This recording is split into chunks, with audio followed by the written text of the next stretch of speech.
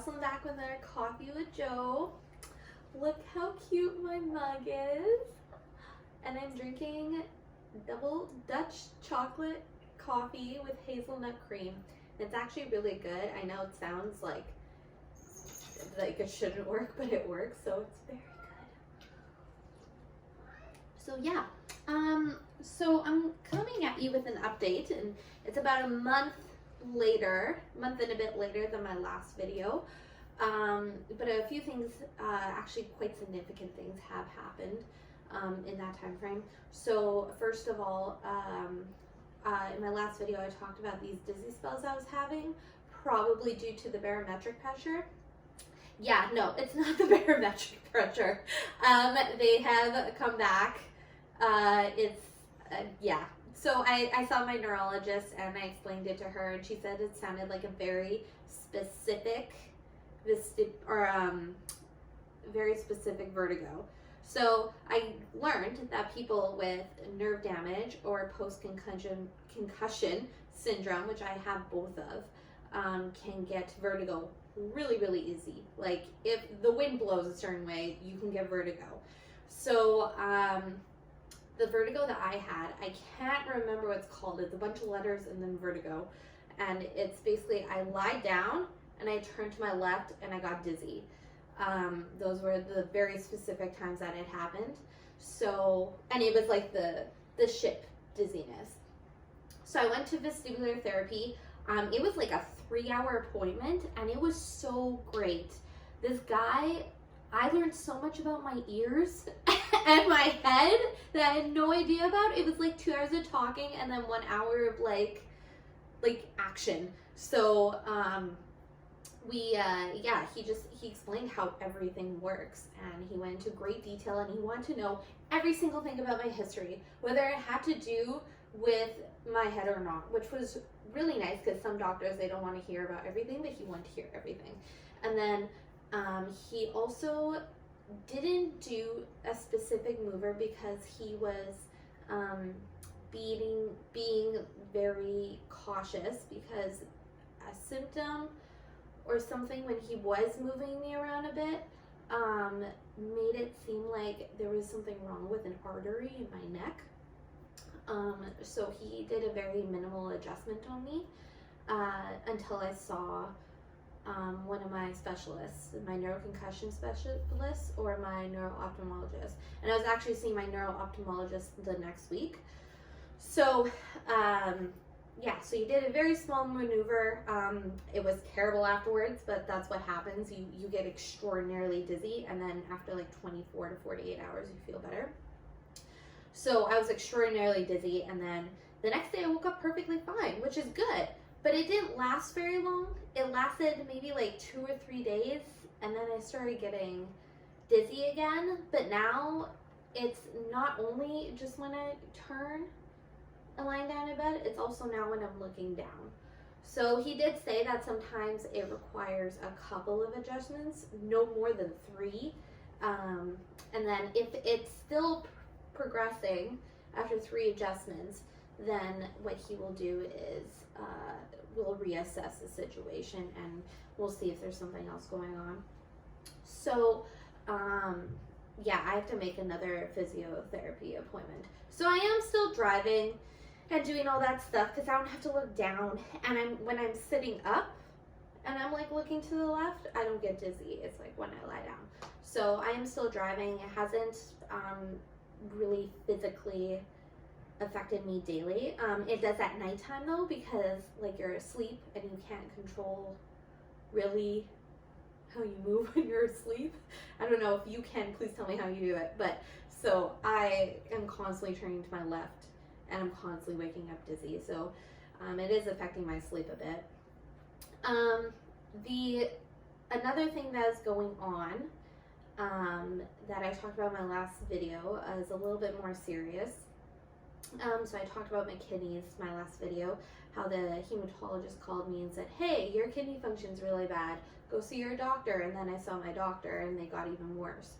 So I learned that I think it's called creatine.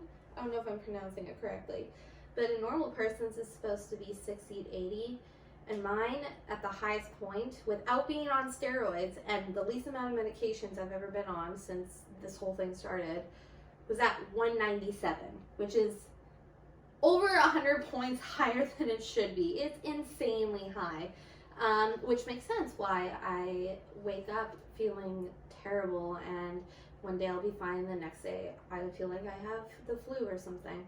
And I'm very tired, and the aches in my body are insane, guys. Like, when I tell you, like yesterday, I woke up in pain because I was crying because my knees and like this area was in so much pain. I literally woke up crying.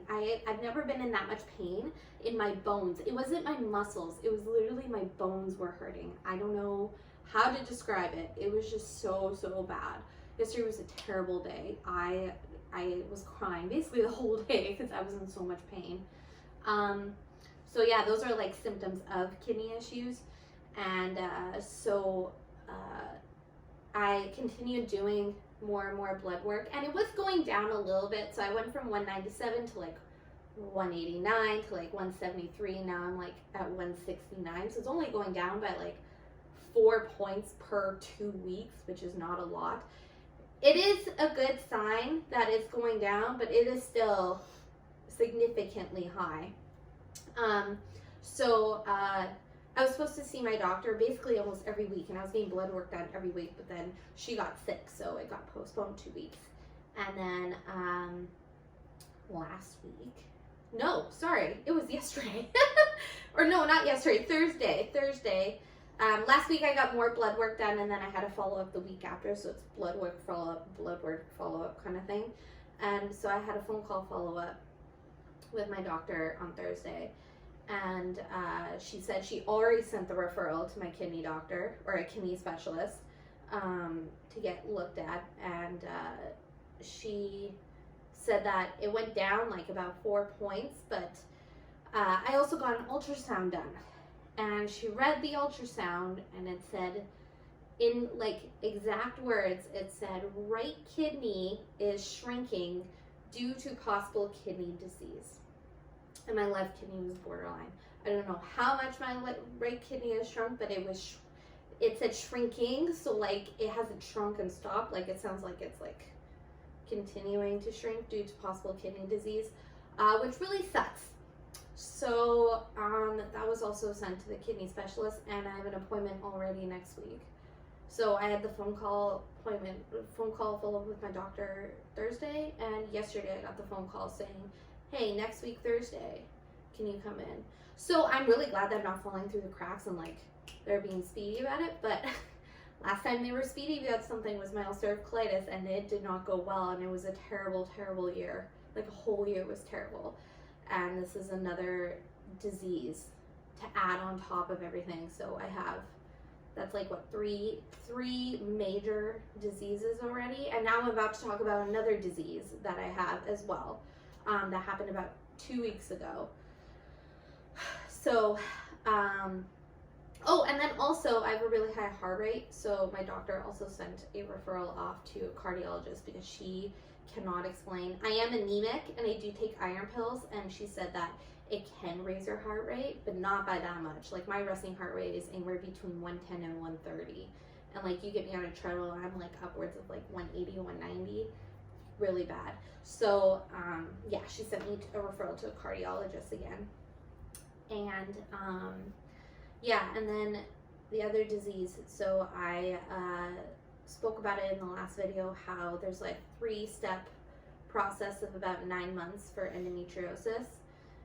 So unfortunately the first step did not work, and I have moved on to step 2, which is actually, I thought they added a medication, but they don't. They completely switch it. So they take you off that birth control and they put you on a pain medication specifically for endometriosis. That suppresses your period and is supposed to help with your pain. It's not considered a birth control in Canada, but it's specifically for endometriosis. So she said that we are treating my pain as endometriosis. You cannot tell if you have endometriosis until you get the surgery. It doesn't show up in any scans, and the only symptom of it is pain. So she has essentially said, you have it, without like going in and like looking yet. And I have also been referred to a surgeon already. So there's just a lot going on. I mean, like, you know, I'm not in a hospital right now or anything like that, but like there's a lot of pending issues that could go seriously wrong really quickly, and I am very nervous, and I'm really worried and overwhelmed. Yeah, it's hard right now. I'm a little scared just because, like, when I got diagnosed with ulcerative colitis, it did not go well at all, and I'm worried that with endometriosis and a kidney disease that it's also not going to go well at all. So yeah, that's basically what is happening right now. One good thing though, I do want to say that happened in the last few weeks is I have been able to read again, which is so exciting. So originally when I started getting dizzy, it was like if I tried to read, I couldn't read anything. It was like literally letters were like meshing together and it was becoming blurry and stuff like that. So I literally couldn't read anything. And then it got to the point where like I could read, but like a word or like a sentence. If it was grouped with like the McDonald's sign, if it was grouped with like other words around it, I couldn't read it at all. And then it came to the point where like, oh, I can read like a sentence or two, but like you give me a whole paragraph and I can't get through it. And then it got to the point where I could read a paragraph, but then by the time I got to the end of the paragraph, I had no idea what I just read. So I wasn't retaining anything I was reading. And now I am able to retain everything. So I've been able to start reading my Bible again, which is honestly exactly what I needed right now before I go into this next season of a few issues going on. And I've been able to read a couple books that I got before I got sick that have just been sitting on my bookshelf collecting dust. So I am happy about that. But yeah, we could really use your prayer right now because we don't know what the next little while is going to look like. It could, be really good and they caught everything early, or it could be really bad like it has been. And I probably don't sound as positive as I usually am in a lot of my videos, but it's because I am genuinely scared. And I have all yesterday was an anxiety attack. Like I was crying essentially the whole day. It was terrible. And I was in pain a lot yesterday too. So today's a good day. Today I'm feeling a little bit better. I am still aching quite a bit. That doesn't seem to go away. It seems to be pretty chronic, but today seems to be a better day, so that's why I wanted to make sure I made this video right now so I can tell you guys what's going on. And yeah, thank you so much for continuing to view these videos and support me. There's a fly in my face. But yeah, and I will talk to you guys soon. Bye.